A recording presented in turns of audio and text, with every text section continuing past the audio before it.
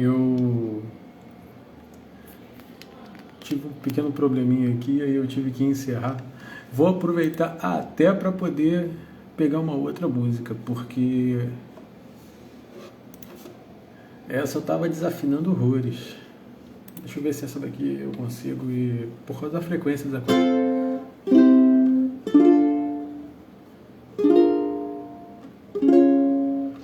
Como é que eu faço essa nota aqui mesmo?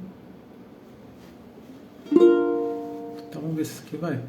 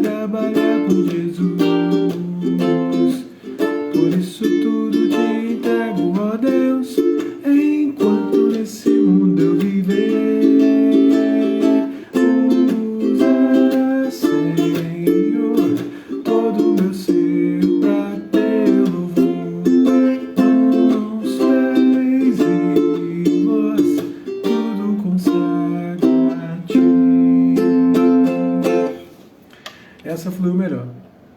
Tô com a voz um pouco anasalada, né? É o tempo. Infelizmente, quando acontece isso, se chama rinite. E aí a gente sobrevive à rinite. Vamos ao nosso 20º dia? Ou 21º? 21º. Êxodo 7:5. Vamos ler hoje na Bíblia de Jerusalém, ou Bíblia Católica, ou Bíblia que meu sogro me deixou. Êxodo 7:5. Hoje não é o Sansão, tá? Só deixar claro isso. 7:5. Esses cachorros aqui da rua, o que acontece? Acho que o Sansão está divulgando a live, aí eles ficam esperando começar a live para latir. Eu posso gravar essa live tipo 3 horas da manhã, vai ter algum cachorro latindo. E é isso, é a natureza. Êxodo 7:5. Eu gosto de a gente usar várias Bíblias porque comprova a ideia de que por mais que a gente venha a falar e estudar em Bíblias diferentes, a mensagem é única, né? Êxodo 7, versículo 5. Aqui estamos. Saberão os egípcios que eu sou Yahvé, quando estender a minha mão sobre o Egito e fizer sair do meio deles os filhos de Israel. Novamente, Êxodo 7:5. Saberão os egípcios que eu sou Yahvé, quando estender minha mão sobre o Egito e fizer sair do meio deles os filhos de Israel. Vamos, primeiramente, uma palavrinha de oração, né? Agradecendo a Deus. E agradecendo a Deus que a gente pode ter esse momento, né? Senhor nosso Deus, obrigado, Pai, pelo dia de hoje, obrigado porque podemos estar aqui, podemos falar ainda livremente do Teu amor e da Tua vontade, ó Pai. Auxilia-nos, ó Pai, a falar de Ti, a viver mais para Ti e a sermos verdadeiros cristãos, ó Pai. Estarmos selados, ó Pai, e com perseverança vir a santificarmos. Perdoa-nos, ó Pai, pelas nossas falhas, ó Pai, que por vezes erramos, até mesmo depois pensamos, né? Porque é tão imbuído no ser humano, Pai, que a gente milita contra o pecado, mas às vezes aquilo que é o mais difícil a gente conseguiu até vencer. Mas um pecado simples a gente acaba deslizando, Deus. Então perdoa-nos, ó Pai, ajuda-nos, ó Pai, a vivermos em santificação para Ti. Agora, Pai, venho te pedir que podamos, através das palavras de Charles Spurgeon, ter algumas conclusões boas, ó Pai, e verdadeiras acerca da Tua palavra. Tira as travas dos nossos olhos, ó Pai, que possamos ouvir, ó Pai, que estejamos de coração e ouvidos abertos à Tua palavra. É isso que eu te peço, em nome do Seu Filho amado Jesus Cristo. Amém. Isso aí, vamos lá. 21º dia. Saberão os egípcios que eu sou Deus. Essa é a promessa de hoje. Lembrando que sempre a gente está se baseando aqui, ó, o talão de cheques do Banco da Fé de Charles Spurgeon, tá? É difícil dispensar o ensinamento a este mundo caído. O Egito não conheceu Jeová, razão pela qual se atreve a estabelecer seus ídolos e se atreve até mesmo a perguntar: quem é o Senhor? No entanto, o Senhor dobra os corações orgulhosos, quer eles queiram, quer não. Quando seus julgamentos trovejam sobre suas cabeças, escurecem seus céus, destroem suas colheitas e matam seus filhos, eles começam a discernir um pouco do poder de Jeová. Ainda haverá coisas feitas na terra que deixarão céticos de joelhos. Não nos assustemos por causa das suas blasfêmias, pois o Senhor é capaz de defender o próprio nome, e Ele o fará de maneira muito eficaz. A salvação de seu próprio povo foi outro meio poderoso de fazer o Egito saber que o Deus de Israel era Jeová, o Deus vivo e verdadeiro. Nenhum israelita morreu por qualquer uma das 10 pragas.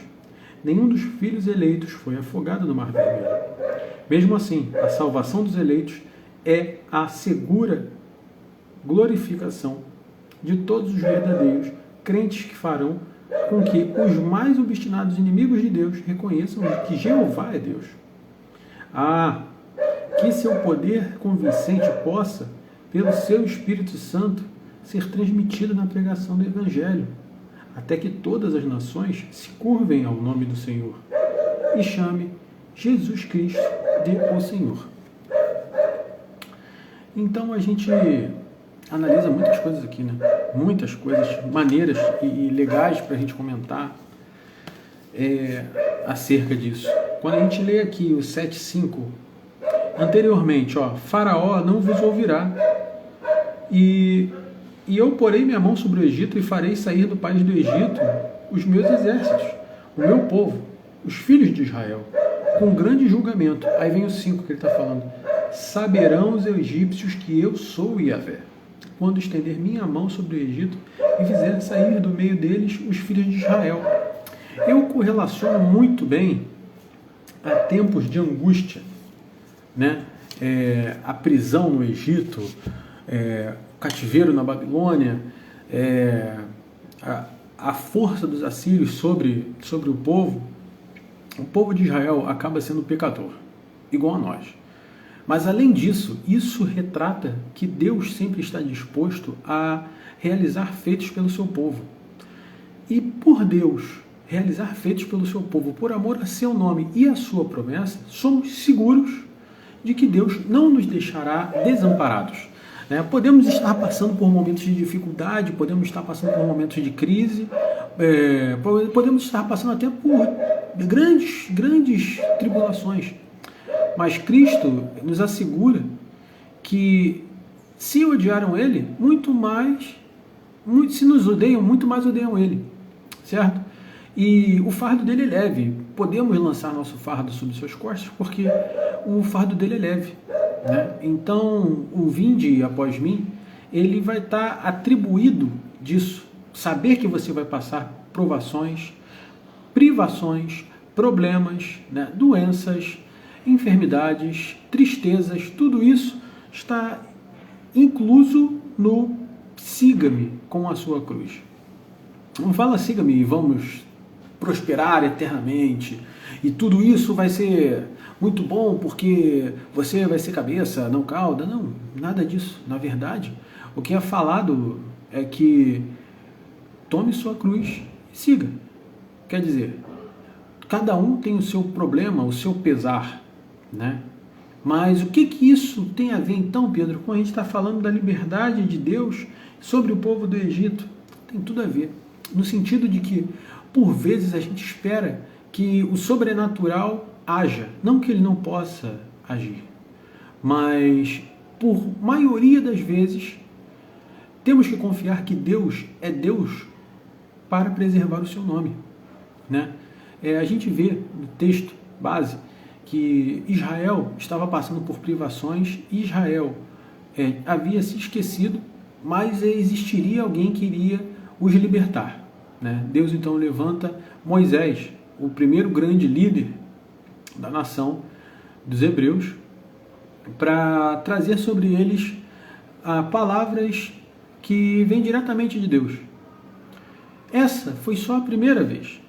Deus libertou eles só dessa vez? Não, libertou de tantas outras, que a Bíblia está recheada disso. O livro de Crônicas e o livro de Neemias contam histórias de que a nação de Israel ela não aprende com o cativeiro no Egito. O Egito é apenas o primeiro local. Então, a gente analisando isso, se a gente quer tomar essa promessa para a nossa vida, né? Que está escrito em Êxodo 7,5, que é: saberão os egípcios que eu sou Deus, ou seja, seus inimigos saberão que você serve a um Deus verdadeiro. Primeiramente, a gente tem que analisar dois contextos, né? Primeiramente, o contexto histórico, em que Deus realizou esses feitos no Egito e para com o Egito, porque ele tinha na sua soberana vontade a intenção de demonstrar que ele era Deus, né? E que nenhum Deus existe acima dele, nenhum outro Deus há. É mostrar que a teologia pregada em Israel, monoteísta, de Deus e Yahvé, o Criador dos céus e da terra, era ímpar, era única. Isso Deus age com forte mão, é Ele que manda. Por que das 10 pragas, né? A gente vai falar isso bem, coloca aí, de repente, ano que vem não, acho que é ano que vem só. Porque a gente está fazendo o estudo de Gênesis, né? Mas mesmo que eu acelere, a gente já está em julho e são 50 capítulos, gente. Então é muita coisa para se falar, mas as 10 pragas do Egito, elas são geralmente ligadas direto a um Deus, né? Você tem o Deus Ram, você tem o Deus das moscas, você tem o Deus... Eles, tudo para eles tinham um Deus. O Ra, que era o Deus Sol, e aí, sabe? E aí, poxa, mas está tendo um eclipse? Tudo isso acontece de forma ímpar, né?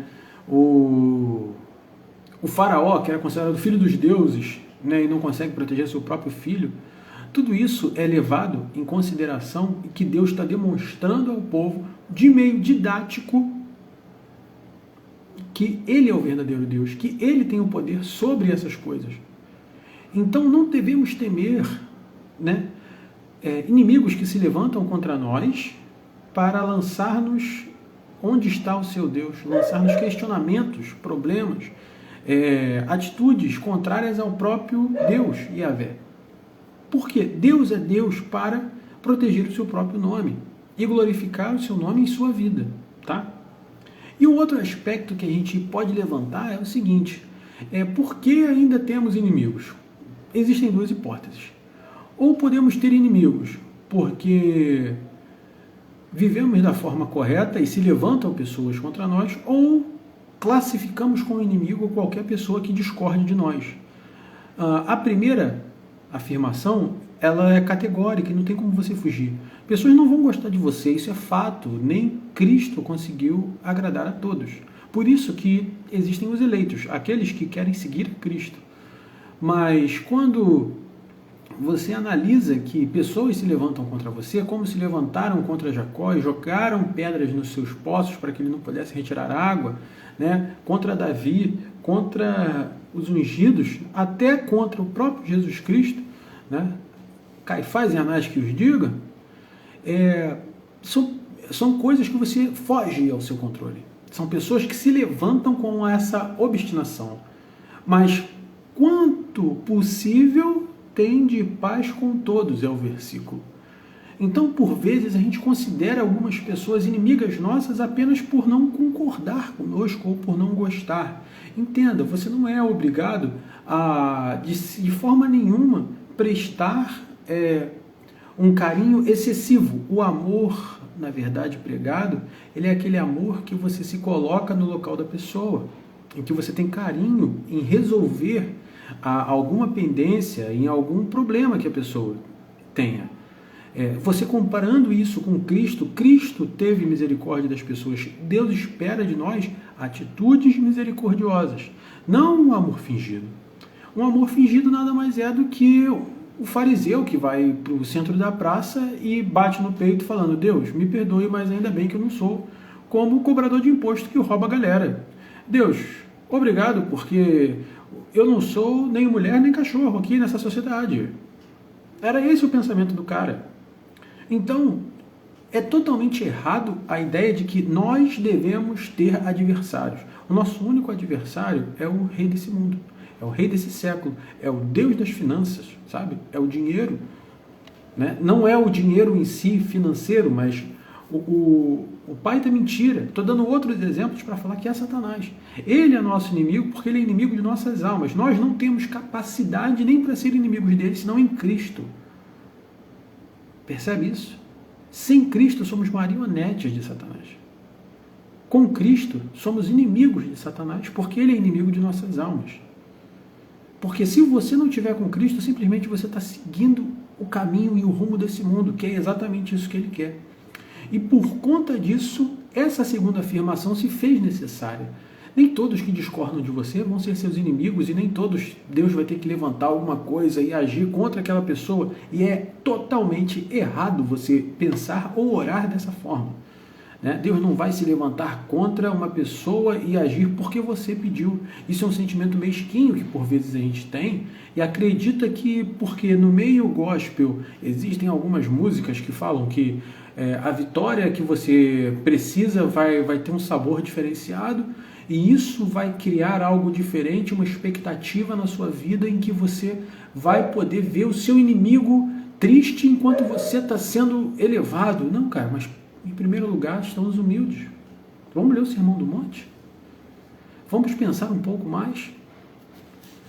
Quando Spurgeon está falando sobre o ensinamento, ele está falando, na verdade, sobre o Egito. O que é o Egito? É o cativeiro do pecado. O que é a Babilônia? É o cativeiro do pecado. É a função do mundo de te segurar, de te massacrar, de te moer, esmigalhar, a ponto de que você não consiga entender em Cristo a salvação, a ponto de que você não consiga perseverar na fé. Ele é o seu verdadeiro inimigo. Seu inimigo não é o seu vizinho, não é o seu desafeto, entende? Por conta disso, eu julguei necessário que a gente falasse. E uma outra alusão muito boa aqui, ó. A que seu poder convincente possa, pelo seu Santo Espírito, ser transmitido na pregação do Evangelho, até que todas as nações se curvem ao nome de Jesus e o chamem de Senhor. Como vamos conseguir pregar o Evangelho se tivermos inimigos em todas as esquinas? O Evangelho pregado, ele é pregado através de palavras, ações, atitudes. O Evangelho é pregado através de obras. A salvação não é por nossa graça, é por graça imerecida. Nós não conseguimos fazer nenhuma obra que possa se comparar à graça de ser salvo. Então, as duas coisas que a gente já falou, né, a inimizade com o mundo, né, Deus te livrando do seu cativeiro, e em último lugar, se você é liberto do cativeiro do pecado, do cativeiro do Egito, Deus te libertará dos cativeiros que você acabar se colocando por conta do pecado. Se você, eleito de Deus, persevera na fé, isso regularmente vai acontecer, porque a vida do cristão é feita de altos e baixos. Segundo, o nome de Cristo é exaltado em nossas vidas na medida que vivemos em paz com todos. Em terceiro lugar, e mais importante, a nossa vida deve ser uma demonstração e demonstrativo constante da palavra de Deus. Nós não devemos nos adequar ao mundo, não devemos viver como o mundo prega, como o mundo vive. O mundo, na verdade, é um dos principais campos de batalha em que nosso inimigo triunfa. A gente pode falar que as vontades do mundo, em 90% são contrárias às vontades de Deus, né? Isso por conta de que as vontades e desígnios do mundo eles são moldados de acordo com a sociedade mundana. Nós não podemos fazer parte dessa sociedade mundana. 90% também foi um termo que eu chutei, tá? Não estou falando percentualmente, estou falando grande parte, melhor dizendo, dos conceitos mundanos, eles são levados à ideia disso. Então, quando isso contrasta conosco, nós temos que viver o Evangelho cada vez mais e sermos vivificados nele. Por isso que tenho batido tanto na tecla da perseveração na santificação. Perseverança de santificação, que também é chamada de perseverança dos santos, se você for procurar em alguns locais de teologia, teologicamente, né, falando. São essas três coisas que a gente pode retirar de forma assim abrangente. Espero que tenha sido legal, que você tenha curtido, que a gente tenha conversado alguns aspectos interessantes e agradeço principalmente a Deus por esse trabalho que tenho feito e a todos vocês que, querendo ou não, acabam tirando um tempinho, né? Agora tem uma nova rede social, né, o Threads, e eu tô lá, mas não acho que lá vai ser um grande local para eu conseguir ficar falando de Cristo, não dessa forma, né? Porque é necessário que você tenha seguidores e aqui é muito mais fácil. Se você conseguiu ver esse vídeo, né? Ou se você estiver escutando esse vídeo através da plataforma do Spotify, eu estou no Instagram como @PedroSuliano e todo dia a gente tenta fazer um devocional. Uma vez por semana temos o canal de Reforbat, né, que é Fé Reformada Batista, onde fazemos estudos expositivos e você também pode se chegar lá. E no próprio Spotify, se você procurar Pedro Suliano, você vai me encontrar lá. Agradeço a todos vocês, estamos juntos e vamos permanecer firmes em Deus, sabendo que podemos ser tirados de qualquer cativeiro do pecado, assim como Deus tirou-nos do Egito, e Deus demonstra sua força e seu amor e seu poder ao seu nome, quando Ele nos retira desses cativeiros. Certo? Não esqueçamos também de falar de Cristo a tempo e fora de tempo. Ok? Oremos agora para encerrarmos. Senhor nosso Deus, obrigado porque hoje podemos estar aqui, ó Pai, obrigado por essa palavra, ó Pai, que tenhamos consciência, ó Pai, de que o Senhor nos tirou do Egito e esse Egito, para nós, não representa que temos que ter inimigos, ó Pai, mas sim que o nosso maior inimigo são as atitudes do mundo e o mundo como sociedade, ó Pai, e o mundo como ideologia. Devemos ser contrários a ele, ó Pai, e esperar em Ti, ó Pai, a grande reviravolta. Devemos viver em Ti, ó Pai, porque assim como fomos tirados do mundo, muitos eleitos também o serão. Devemos pregar, ó Pai, falar de Ti em tempo e fora de tempo, Pai, para que Seu Evangelho seja pregado e que o amor de Cristo seja espalhado. Senhor, também Te peço para aqueles irmãos enfermos, ó Pai, que se encontram em qualquer dificuldade, que o Senhor possa, com o Seu bálsamo restaurador, cuidar desses irmãos, assim como aqueles que necessitam de oportunidade de trabalho, que o Senhor possa abrir as comportas do céu e nunca falte, Pai, no depósito desses irmãos, ó Pai. E também tenhamos a noção de que não podemos pedir a Ti e ficarmos sentados, ó Pai, temos que correr atrás. Senhor, também Te peço por aqueles como eu, ó Pai, que trabalham de forma em comércio, né, de forma que os clientes chegam até nós, que o Senhor possa, Pai, assim como esperado, né, da plantação, que a gente possa colher, Pai, novos clientes e novas atitudes, novas pessoas, ó Pai, que agreguem, ó Pai, que a gente esteja preparado para falar de Ti, para viver de Ti em cada uma das situações, ó Pai, que a gente pregue a Ti em nosso trabalho, que vivamos como verdadeiros cristãos.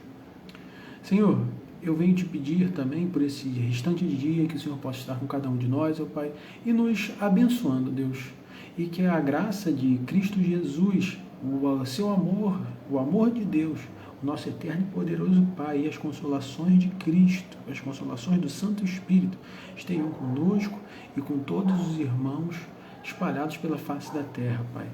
Também te peço, ó Pai, que o Senhor possa abençoar nossa sociedade, nossas ruas e nossos vizinhos, ó Pai, que possamos ser um ponto de referência. Ajuda-nos, ó Pai, a termos cada vez mais e elaborarmos cada vez mais ideias para viver e falar de Ti. É isso que eu te peço, em nome de seu Filho amado Jesus Cristo. Amém. E é isso, meu amigo, minha amiga. Não esquece, estamos juntos todo dia.